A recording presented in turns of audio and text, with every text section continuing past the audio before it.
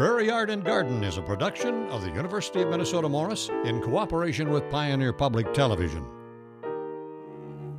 Funding for Prairie Yard and Garden is provided in part by Heartland Motor Company, providing service for over 30 years in the heart of truck country. Heartland Motor Company, we have your best interest at heart. Farmers Mutual Telephone Company and Federated Telephone Cooperative, proud to be powering ASERA. Mark and Margaret Yakel Julien, in honor of Shalom Hill Farm, a nonprofit rural education retreat center in a beautiful prairie setting near Windham in southwestern Minnesota. Shalom Hill Farm, shalomhill.org. Diamond Willow Advanced Care Assisted Living, providing custom homes with smaller settings designed especially for high care needs. Our family loves to have a real Christmas tree for the holidays. Both Tom and I grew up having real trees, which continued in our married life and now keeps on with our children too. Our daughter had a challenge with a new cat last year that loved to climb their tree. But I guess you could say real trees are a part of our Christmas holiday tradition. It is funny now, but was not years ago when Tom accidentally sold our family Christmas tree. I'm Mary Holm, and stay tuned for the rest of the story on Prairie Yard and Garden.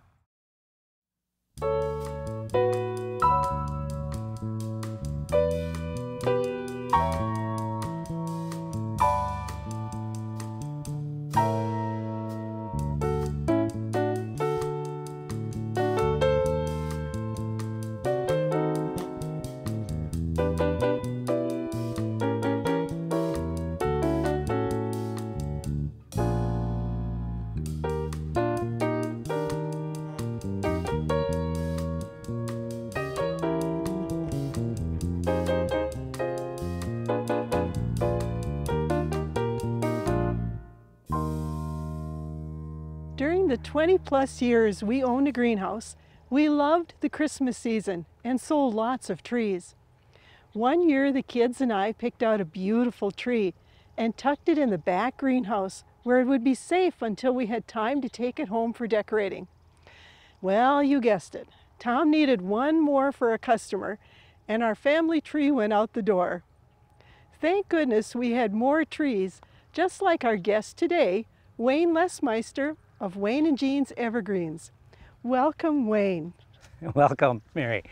Tell me, how did you get started growing Christmas trees? Well, we started off when we purchased our farm here, we had quite a bit of rolling hills and land that was a little undesirable, and I wondered what we could do with it, and we decided trees was the best answers. To control erosion and have a nice yard, we decided to go all evergreens in our 8 acres that we started our tree farm with.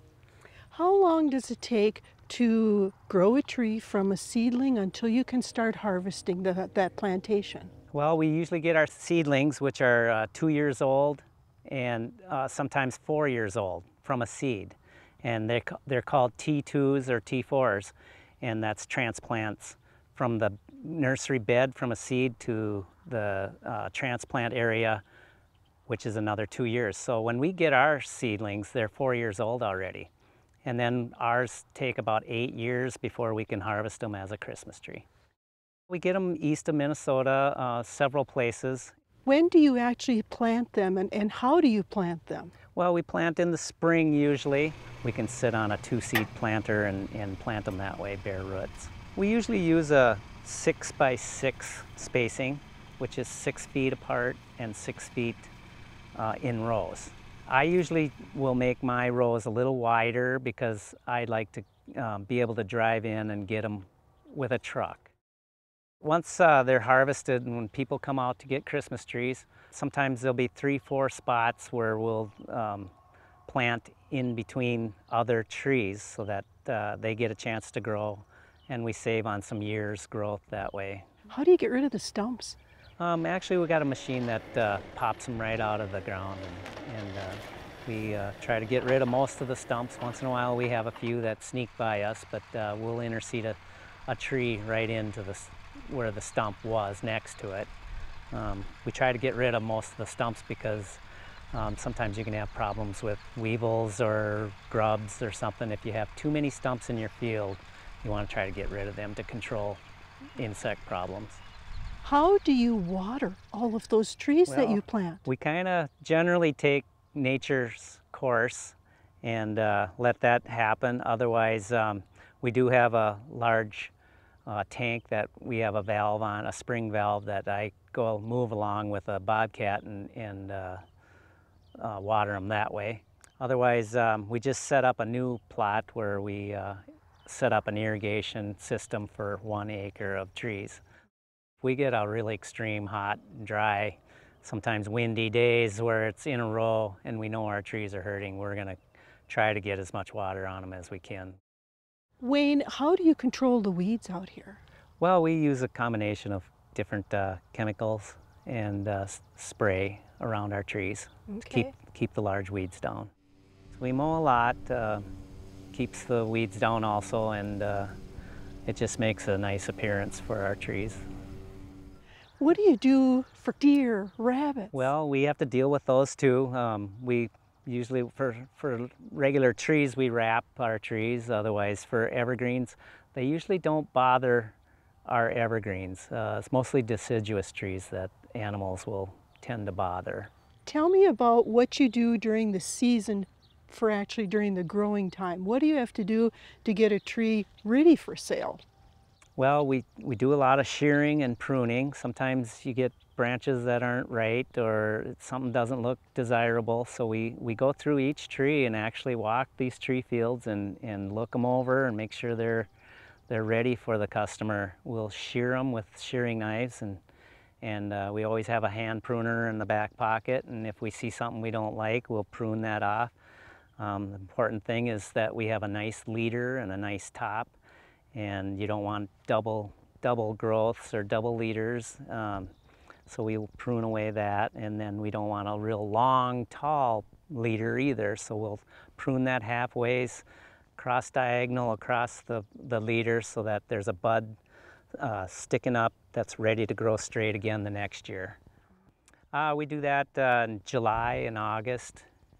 Generally try to do the spruce first as they do harden up faster. I mean, within weeks after the new fresh buds come out in the spring, which is June, the new fresh buds will come out, and then as the month goes on, the weeks go by, they tend to get harder and straighter, and then we try to get that sheared before they get too hard. Otherwise, it's hard on your knives. We like to get that done before we get our spruce done before the balsams and the white pines. So how many different species of evergreen trees do you grow? We have at least 4 to 5 different species. We have blue spruce and Black Hill spruce, and then we have Scotch pine and white pine, and then we also have some balsam firs. Which are the most popular? Which do people seem to prefer when they come out and buy? Well, the one, of course, that we don't grow very easily, and that is Fraser fir. They're heavy trees, they're greener, they're softer, and they smell great. Our soil does not compete with Fraser firs. We have a heavy clay soil and black dirt top layer, but Frasers generally like a soft, sandy type loam ground to grow in. And so when we try to grow Frasers, they grow very slow. Do you fertilize your trees too? Yes, we do. We try to go with a balanced fertilizer. Generally a 13-13-13 balance is what we use for Christmas trees. And sometimes we'll use an encapsulated type of fertilizer that releases the nitrogen slowly. Whenever you fertilize, you'll notice the difference right away because you'll see the top green up faster than the bottom, and it just kind of works its way down, and then you'll know that your fertilizer took control of your tree. Do you also dye your trees? Because I know that sometimes it's so nice to have that beautiful color in the home. Our Scotch pine and white pine is what we use coloring on. It's a natural colorant that is non-toxic to anything, And so we'll spray a dark green hue colorant to our pine trees. We do that in August because they're done growing. And so you want to catch that finished growth product before you stain them, otherwise you end up with a different colored tree on the tips of the branches. Really? And it lasts until Christmas? Yes, yeah. In fact, if you'll look at some of my trees, you'll see some of the colorant still on the trees yet. What do you do with the trees that just don't make it as a Christmas tree? Sometimes they'll just keep growing, and then we'll keep trying to shape them and make them look nice, and then we'll try to sell them with the tree spade truck and move them that way. Otherwise, if they just get so bad, then we just call it out of the batch and raise a new one, start over again. Do you ever have to worry about the northwest winds causing a tree to be crooked, because we all want straight Christmas trees for our homes? Yeah, but nature will usually straighten them out. We usually don't have that problem with evergreens. Maybe deciduous trees we will, but evergreens will usually take care of themselves. If not, we'll correct it with our pruners and shears and make that tree whole again. When do you actually go and harvest the trees? You know, our sales open up the day after Thanksgiving. Generally a week before Thanksgiving, we're out cutting trees and baling them and netting them. What do you do when you have a lot of snow? You know, we've been pretty fortunate. In November, there's really not a lot of snow yet. And so usually we get pretty lucky then. But during the year, when families come out to get a tree, sometimes we have to help them a little bit to get down to that trunk and cut it down. But how do you cut all of these trees? Chainsaw is actually the easiest way to do it. But for the customer, we always hand them a saw, a hand saw, and it really doesn't take long to cut your own Christmas tree. We put them on a hillside where it can be drained, and we lay a tarp down for them, and then we pile them up after they've been baled, and then we cover that so the sun doesn't fade the coloring on them. So it works pretty good. They're only covered for a couple weeks and they're sold already, so it doesn't take long. And a lot of times when that happens, we'll go out and cut some more and add to the pile or add to our display area in the shed. Another use for some trees is we use the pine boughs for wreaths, and we also sell pine boughs and evergreen boughs for the customer who wants to decorate in front of their porch or deck, and put them in and we call them a holiday bundle is what we call it, and make them that way. I have never seen a Christmas tree grower and how they shape their trees. Would you be willing to show us that? I sure can. Good. It's the season, so that's what we're doing.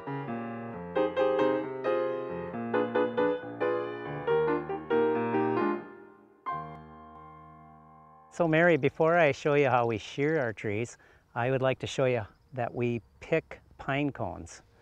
And the reason for picking or plucking the pine cones off of balsams here, we have to get rid of the pine cones because it just makes for a more beautiful tree for Christmas time. And basically, balsams will produce cones, and they get so loaded that it just makes for an undesirable tree. So we pick the pine cones off so that the energy can go right back to producing a nice balsam fir. So what I want to show you is that we pick these pine cones and we just give them a twist and pluck these off.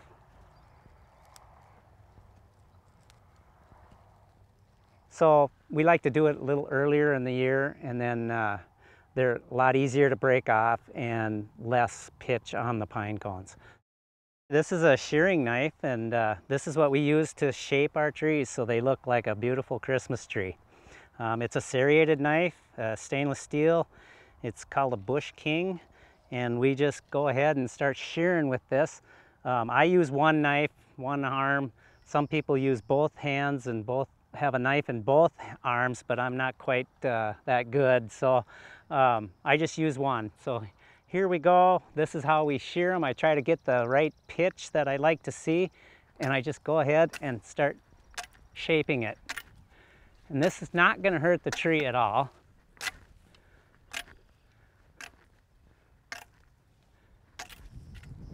And it just gives it that extra shape.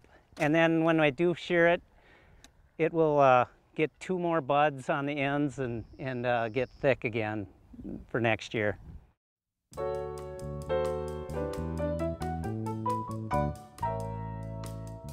I have a question. I'm thinking of starting an herb garden, and I'm wondering if you have a recommendation of herbs I should try. Well, this is a real good start right here in our beginning kitchen garden.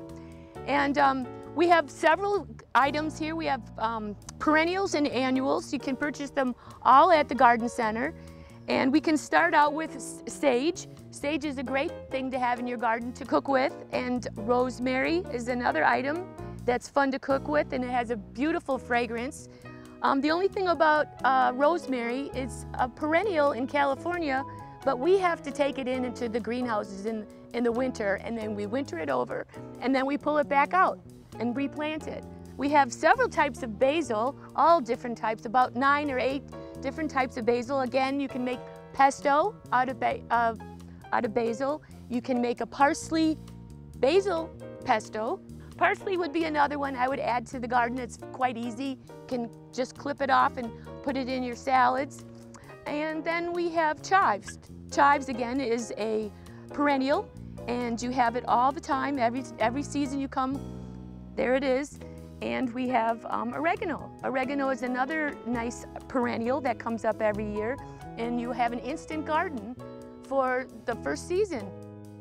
And you can do another way of gardening with herbs. You can put them in pots on your stairs or on your deck, and they do need full sun, and they need water every day.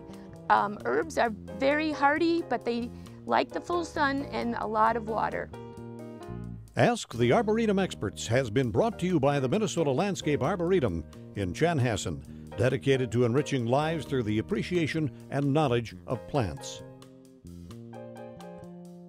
This is sure a lot different conditions than when we were here this summer. It's a lot colder and windier. But what additional trees do you have on hand for sale now that you didn't have to show us this summer?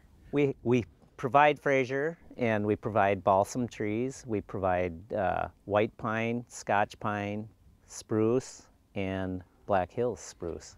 Do all of those grow around here, or do you get some of those in? The only ones we get in are the Frasers, although we do bring in some white pine and some balsam. I've sometimes heard that the Frasers are kind of the Cadillac of the Christmas tree. What's the difference between them and a balsam? Frasers have a dark green and a little blue hue to them, and they're rounded needles all the way around the branch, and they're very dense and heavy. Where the balsam is a little lighter tree, they are generally a green to a dark green hue with flat needles, and mostly kind of a flat-sided. Wayne, do most of your customers, when they come in, do they want to cut their own, or do they want to pick a tree that you've already cut? You know, that's a good question. Most of the time it's kind of half and half for us. We'll get, during the day, we'll get families that have little children and they want to experience the cutting of their own, and so they go out with a sled and they cut their own tree. Some couples that just want to quick get it over with, they come into our building and just go pick a tree, and out the door they go. Thank you, thank you. Yeah. Wayne, if you have customers that come in and want to cut their own tree, walk us through how they do that, because you've got this beautiful big area. So how do they know where to go? How do they cut it, and how do they bring it back in? Well, they usually come in and they'll ask what kind of tree they would like, and sometimes they want a big tree. We've sold 12-foot trees that they want for their foyer or living room, and some people just want a small white pine or Scotch pine. So we kind of just point them in the direction of where those varieties are. If people don't come here to get a fresh tree and just go to another lot or to a greenhouse or garden center, how can they tell if the trees that they're looking at are fresh? Well, generally you can tell by looking at them, they're dark green and dense, and they weigh nice and heavy. When you shake them, there's no real heavy loss of needles. And then I just go along and pull on the branches and open up my hand, and if I got needles in them, it kind of tells me they're dry, but generally we don't have that problem. That's a good way for people to be able to check. What are the benefits of people using a real tree as compared to an artificial tree? Real trees are fresh. They have a very good fragrance. People like a good old-fashioned Christmas, and they want to make it memorable for their kids, and so a real tree just brings out the Christmas, I think. And artificial, well, that's kind of fake, isn't it?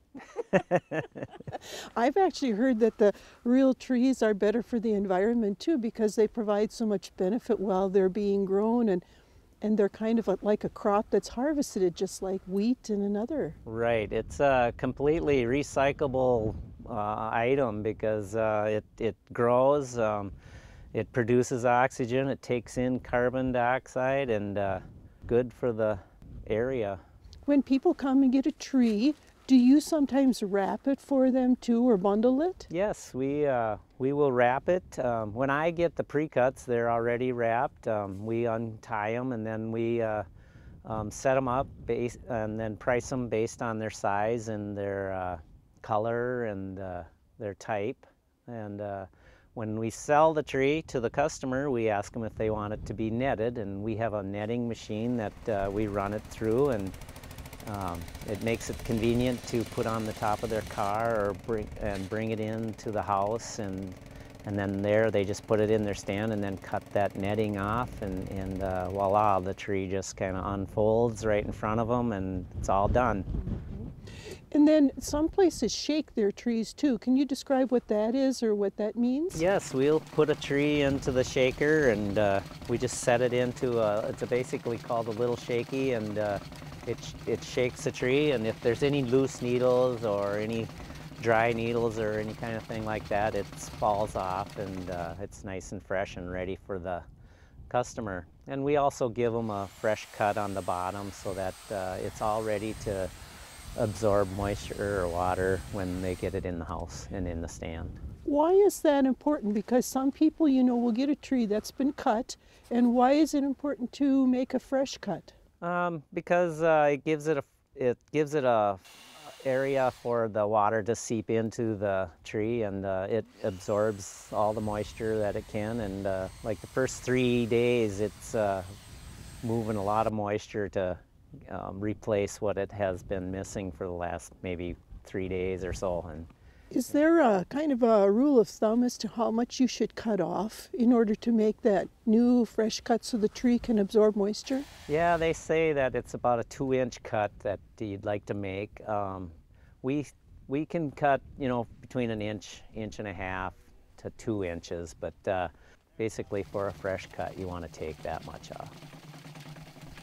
Wayne, are there things that you recommend to add to the water or to do things to keep the tree fresher in the house? Because I've heard lots of different old wives' tales, and I don't know if they're true or not. Well, that's true. We do sell a product that you can add to the tree. It helps to open the pores to allow moisture to absorb into the tree quicker.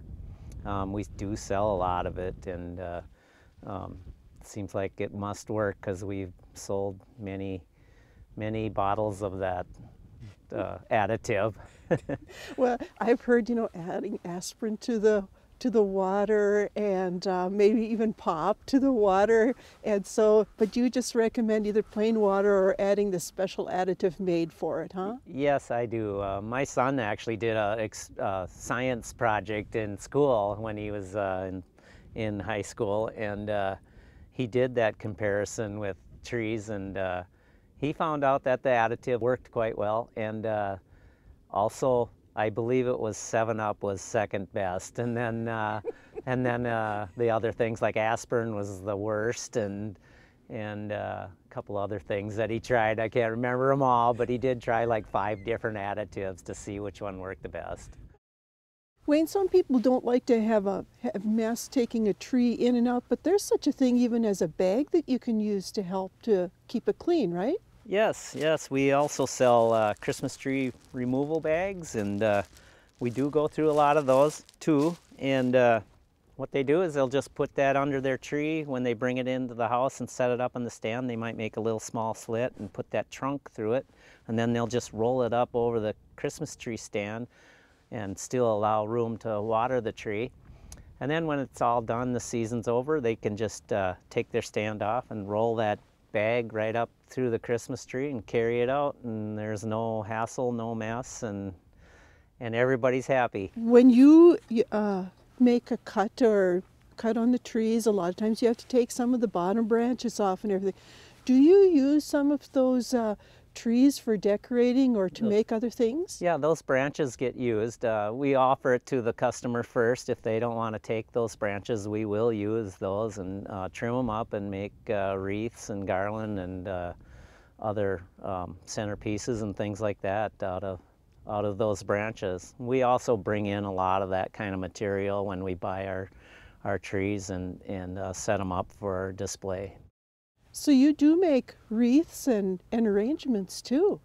Yes, Mary, we sell a lot of wreaths and garland and things like that, and we sell it in our showroom, our gift shop. We keep some in cool storage, and we have it all displayed out where they can pick out a wreath. Some are large, some are small. We have swags, things of that nature, centerpieces. We even have headstone wreaths that can be attached to the headstone, and mailbox covers. Many different arrangements that they can pick out, and I'm sure to please someone and all people. Thanks, Wayne, for letting us see your beautiful place and your beautiful trees. Well, I enjoyed the interview, and I enjoyed showing you my place, and hope you can come again and get a Christmas tree at Wayne and Jean's Evergreens.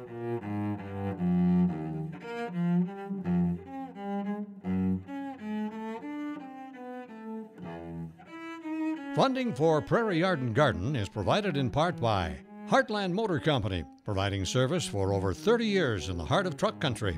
Heartland Motor Company, we have your best interest at heart. Farmers Mutual Telephone Company and Federated Telephone Cooperative, proud to be powering ASERA. Mark and Margaret Yakel Julien, in honor of Shalom Hill Farm, a nonprofit rural education retreat center in a beautiful prairie setting near Windham in southwestern Minnesota. Shalom Hill Farm, shalomhill.org. Diamond Willow Advanced Care Assisted Living, providing custom homes with smaller settings designed especially for high care needs.